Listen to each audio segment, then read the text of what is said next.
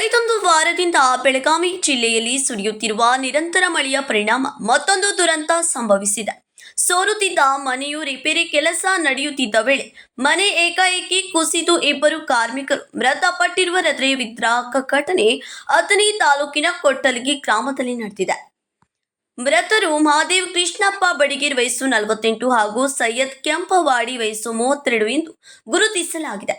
ಗ್ರಾಮದ ಲಕ್ಷ್ಮೀಬಾಯಿ ನಂದಗೌಡ ಅವರಿಗೆ ಸೇರಿದ ಮನೆಯು ನಿರಂತರ ಮಳೆಯಿಂದ ಸೋರುತ್ತಿದ್ದ ಹಿನ್ನೆಲೆಯಲ್ಲಿ ಅದರ ರಿಪೇರಿ ಕೆಲಸ ನಡೆಯುತ್ತಿತ್ತು. ಈ ವೇಳೆ ಏಕಾಏಕಿ ಮನೆಯ ಗೋಡೆ ಹಾಗೂ ಮೇಲ್ಛಾವಣಿ ಭಾಗ ಕುಸಿದ ಪರಿಣಾಮ ಇಬ್ಬರು ಕಾರ್ಮಿಕರು ಮಣ್ಣಿನಡಿ ಸಿಲುಕಿಕೊಂಡರು. ತಕ್ಷಣ ಸ್ಥಳೀಯರು ಧಾವಿಸಿ ರಕ್ಷಣಾ ಕಾರ್ಯಾಚರಣೆ ನಡೆಸಿ ಇಬ್ಬರನ್ನ ಹೊರತೆಗೆದು ಮಹಾರಾಷ್ಟ್ರದ ಜಸ್ ಸರ್ಕಾರಿ ಆಸ್ಪತ್ರೆಗೆ ದಾಖಲಿಸಿದರು. ಆದರೆ ಚಿಕಿತ್ಸೆ ಫಲಕಾರಿಯಾಗದೆ ಇಬ್ಬರು ಮೃತಪಟ್ಟಿದ್ದಾರೆ. ಐಗಳಿ ಪೊಲೀಸ್ ಠಾಣೆಯಲ್ಲಿ ಪ್ರಕರಣ ದಾಖಲಾಗಿದೆ. ರಾಜಿರೇಮಠ್, ಕೆಎಂಎಂ ಕನ್ನಡ ನ್ಯೂಸ್, ಬೆಳಗಾವಿ.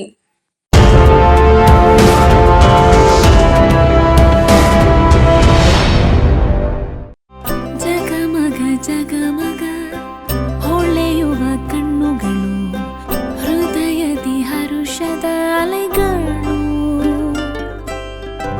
ಬಂದಿದೆ ಶುಭಗಳಿಗೆ, ಪ್ರೀತಿಯ ಗಳಿಗೆ, ರೇಷ್ಮೆಯಲ್ಲಿ ಸುತ್ತಿದ ಸ್ವರ್ಣಗಳಿಗೆ. BS Channabasappa and Sons, The Textile Mall, Tilakvadi, Belagavi.